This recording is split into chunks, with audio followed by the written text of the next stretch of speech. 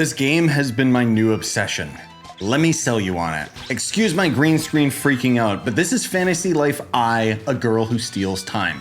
It was a super popular DS game, and this is the brand new game that the developers have made that is on all consoles and PC and has cross-play and cross-save. As you progress through the main story, you'll eventually unlock your village, which is literally just Animal Crossing building. It's pretty cool. The bounty board will slowly level up your guild, because if you play far enough along in the main story and unlock the guild, you can end up playing this game co-op with up to 4 people. It's really easy. You don't gotta friend code anyone or anything stupid like that. You just leave your world open and random people can join you as you're out exploring, unless you set a password. Now, I will say a little bit of a warning. You do have to progress through the main story to unlock more mechanics for the core game, including multiplayer. I was able to speedrun through the game and unlock multiplayer in like 40 or 50 minutes, just skipping through all of the story and skipping through a lot of the side quests. But if you do take your time with it, the story apparently has some really fun writing, and generally speaking, the game will do a really good job instructing you on how the various mechanics work. There are also going to end up being various daily quests that you can accomplish. It's not like you have to or anything, it's just all here, which is why I would actually describe this game as an MMO Lite, because technically it's not an MMO, but it has a lot of MMO mechanics with the grind. But because this is a one-time paid game, it means it's not overly monetized, and it is also not time gated. But okay, let's briefly talk about combat and the various professions, or the lives in this game as they're referred to. So these are a bunch of beetles. I'm playing as the mage. I'm not particularly powerful as this guy right now, but whatever. I can shoot at things, I can do a dodge roll at any time, and if you do a perfect dodge, you get like a little bit of a damage boost. As you end up leveling up your classes, you're going to end up unlocking a lot more abilities that you can interact with on your skill tree that will give you various charged attacks or special spells or what have you, right? So opening up the skill board right here, this is my mage skill tree. Now, the way that the professions work in this game is as you end up unlocking these various abilities, some of these, as you can see here, require you to invest a certain amount of skill points before this spot will unlock, thus allowing me to get this ability. But then other abilities might require you to be a higher rank with the profession. So in this case, I need to be a mage apprentice. So if I open up my quest menu here, yes, there's all my main quest stuff, but if I go over one, this is my mage's profession XP. So as I complete these various tests and trials and fighting various enemies in various areas of the game during various times of the day, I will ultimately be able to turn these into the Mage Master that will then give me XP towards my next profession. You can also tag one of these quests so that you can keep track of it easier. I do wish that we could tag like 5 of these at a time or something, and I low-key wish that it would say more than just the amount that I need, but whatever, beggars can't be choosers. Now, while the mage has all these different combat spells that you can also buff your allies with a shield or heal. You have to unlock the ability to use it on your friends, because otherwise you can just use it on yourself, right? Tap the button, there we go, now I've got a defensive shield. But if I press right on the D-pad at any time when I'm out of combat, these are the rest of the professions, and there are 4 different combat classes. The brand new class doesn't have a skill tree or anything like that, but you can still use them if you really want to challenge yourself. The fact is, all of these classes all rank up and all have their own skill trees and abilities and complexity to them. The hunter in particular is the main class that I've been using, and he's got multiple arrow types. But okay, let's talk about gathering professions. So all of the gathering professions kind of have the same skill tree and same progression. Granted, they all act slightly different than one another, but let's just open up this gold deposit, for example. So I've already got an ability where I can scan this for a weak point. That's already the weak point right there with the exclamation marks. But if I search over here, you can see I'm not sure. And if I search on the complete opposite side, there's the 3 dots. So the 3 dots means, oh, I gotta go all the way to the other side. Now, the way that the gathering works in this game is you'll see that you have a health bar and a stamina bar. And as you level up with any of these gathering classes, you'll ultimately increase the amount of stamina that you have, which is important because if you run out of stamina, then you can no longer mine the resource because it's gonna slowly heal at an interval that's slightly faster than your stamina regen. You'll ultimately get like all these different abilities like charge attacks and whatever else. And what you want to try and do is get a resource very, very low in its health bar and then hit it with a power attack so you deal over damage, which gives you an excellent rating, which ultimately gives you more of the said resource. But okay, what about a class like fishing? Well, it's very similar to the other jobs. It's just the fact is the UI is slightly different and there's a little bit more mechanics to it. So I grab the fish, and now I gotta scan and try to figure out where his weak point is. I can push the joystick in the direction and then I can let go of the joystick. Now I know this is his weak point spot, right? So the meter on the left is slowly going down, and if it gets to 0, the fish escapes. So you have to pull on the weak point in order to get that meter back up. And while legendary boss enemies are a little bit more standardized, you know, it's just going to end up being a boss that'll have special attacks or whatever. There are boss versions of the various gathering resources as well. So you can find a fish or a tree or even a rock that is considered a boss and will give you some legendary materials.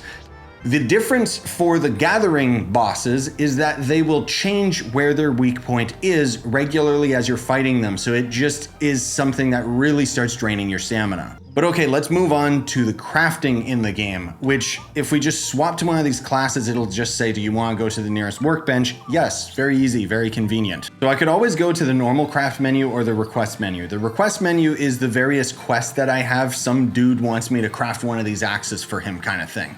But I'm gonna go to the normal crafting just to show you guys how daunting this is, because there are a lot of things that you can craft. There's weapons, there's crafted tools, there's shields, there's armor, there's potions for healing or SP potions or bombs for damage. There's cooking items, which will give you various bonuses and benefits. There's also furniture items, and then there's going to end up being basic materials. Now, once you get to a high enough level, you actually will be able to auto craft these materials, which is great, but I'm going to show you guys the manual crafting just very quickly right here, because all of the crafting classes are essentially the exact same, where we're going to have this mini game event where we have to tap the button or hold the button sometimes to ultimately end up getting our hands on a different grade of the said material that we're trying to get. So the more times that you mess up, the lower the quality the material is going to be. So in that case, I did it pretty good, so it should end up being perfected. Yes, there we go. Literally all the other crafting materials or crafting classes are the exact same.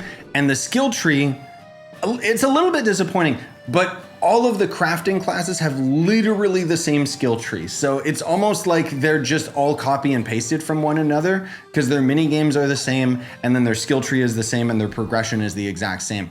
But the main difference is that they are going to all play into crafting different types of items. And one of the things that's so impressive about this game to me is the fact that all of the jobs are important, because the crafting is not only going to end up giving you the food items for various buffs, but maybe you want the blacksmith so that you can craft yourself a new tool. But in order to craft a new tool, you need to have the various resources crafted up from carpentry. Going and exploring, you're gonna fight enemies or chop down trees so that you can get the various wood that you need for the carpenter in the first place. And every single one of these classes is so intricately interwoven that it makes none of them feel pointless to grind, because you're always working towards something. You can also reset your skill tree, although I don't know any reason that you would want to do that until you're later on in the game. Now, when you are exploring with friends, you have a couple different options. You can either open up this area, which is various islands that you can fast travel to and explore. You'll unlock more islands the further along you get in the main story, so you won't be able to play on every one of them right off the hop. Or you can explore the massive open world together.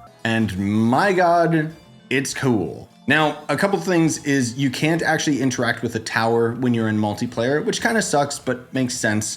You interact with them in order to unlock the map. So I just went to single player, ran across the map and found all of the towers really quickly. There's also going to end up being these shrines, and similar to a Zelda shrine, it's kind of like a special type of dungeon, whether you're fighting enemies or doing some sort of a trial, that will ultimately end up giving you more XP towards the biome and various other rewards. But again, you can't do those shrines while you're in co-op. There's also going to be these NPCs that'll give you passive little quests, and something that's really cool that you can see very easily is if you end up hovering over any of the various items in the overworld, so long as you've interacted with them at one point, you can see exactly what enemy or resource they are. As you're exploring, you're slowly gaining XP for the various biomes that you can then place into the tower and go to higher difficulties. So for example, right here, I've explored enough of the desert that I can bring it to rank 3. What this is going to do is it's going to boost up the rarity of all of the resources in this biome. It's going to level up all of the enemies in this biome, and I can always lower the difficulty anytime that I want. The cool thing is on top of the enemies just getting stronger, they'll also change. A buddy of mine ended up hopping in someone's world that was really high ranked, and there was a ton of bosses just roaming around the area rather than just normal enemies. There's also the delves, which is kind of this big infinite dungeon that you can do with people and scale it higher and higher to difficulty levels.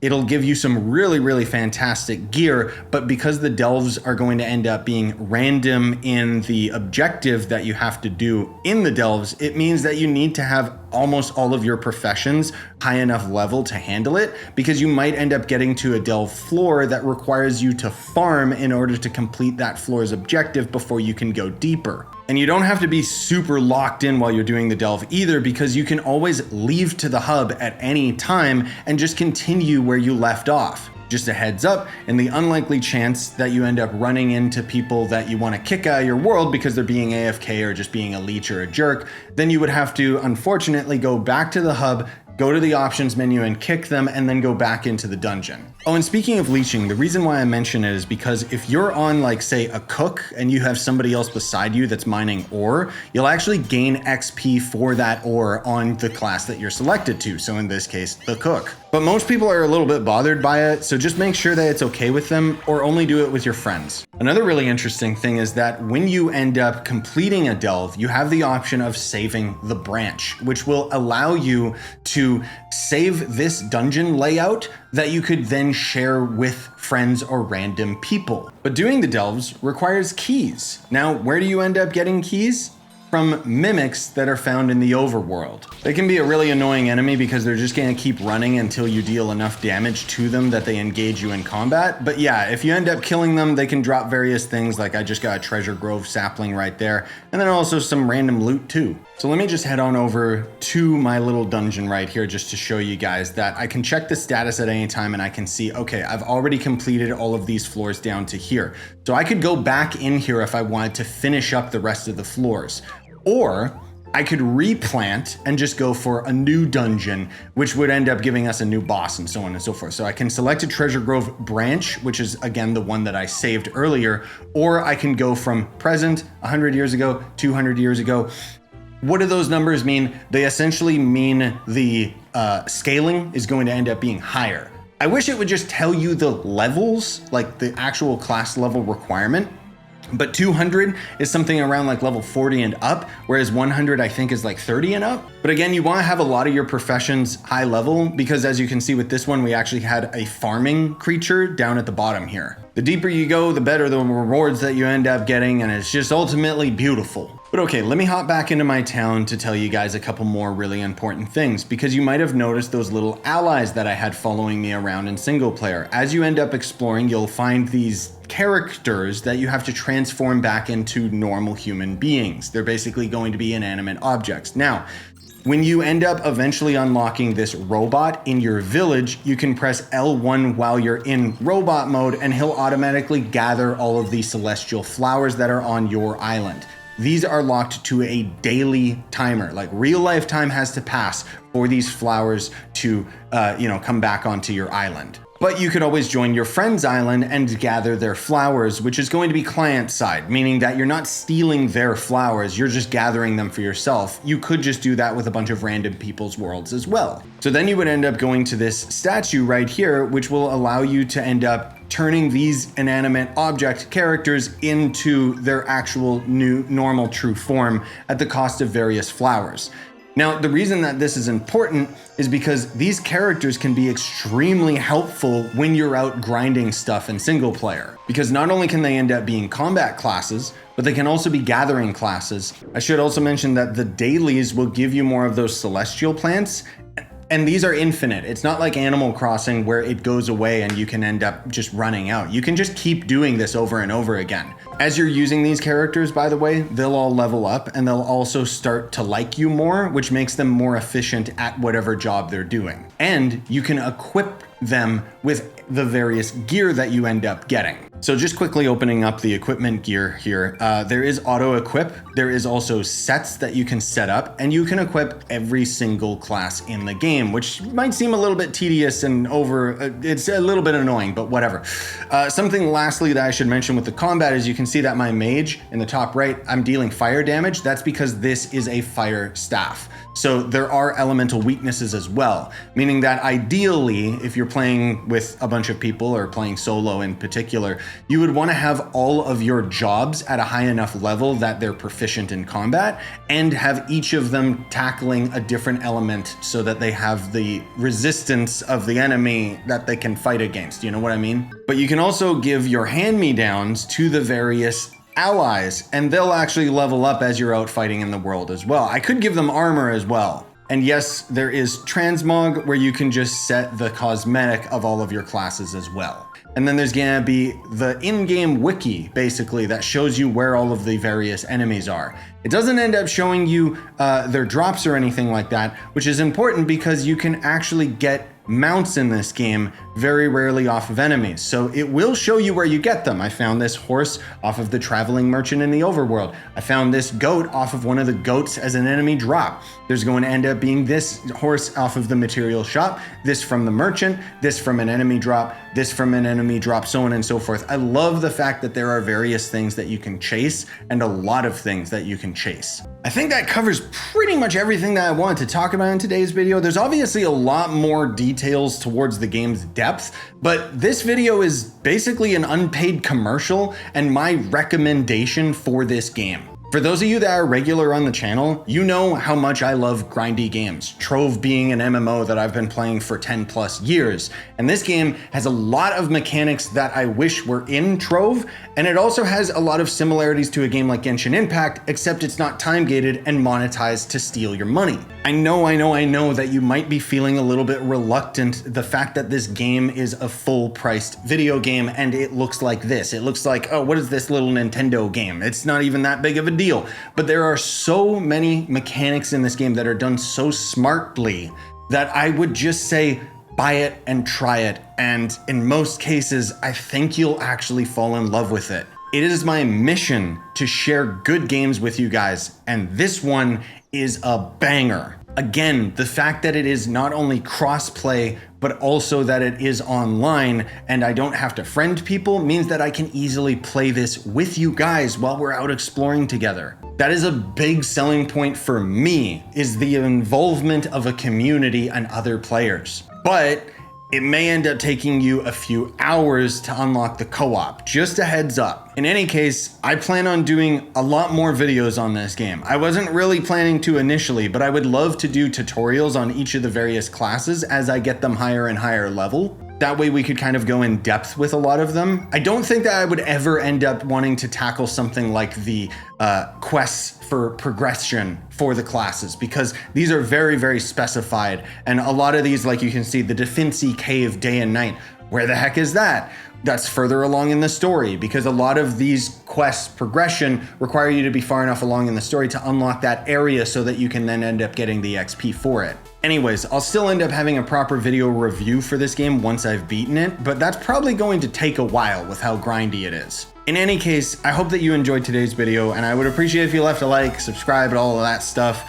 I hope that you have a wonderful day though, ladies and gentlemen, because this game is awesome, and I just wanted to share that excitement with you.